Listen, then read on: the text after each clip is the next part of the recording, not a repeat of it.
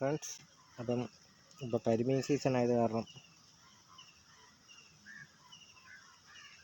കരിമീനെ പിടിക്കാൻ വേണ്ടി തന്നെയാണ് കപ്പ പുഴുങ്ങി സൈസാക്കി കൊണ്ടുവന്നിട്ടുണ്ട്. ഇത് ചെറിയ ചെറിയ പീസുകളാക്കി നമുക്ക് നോക്കാം.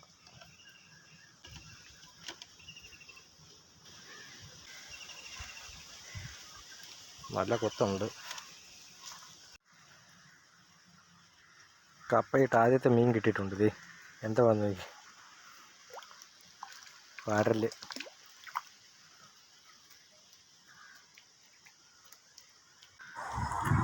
ഒരു ചെറിയ കരിമീൻ പൊള്ളത്തിയൊക്കെ ഇട്ടിട്ടുണ്ട്.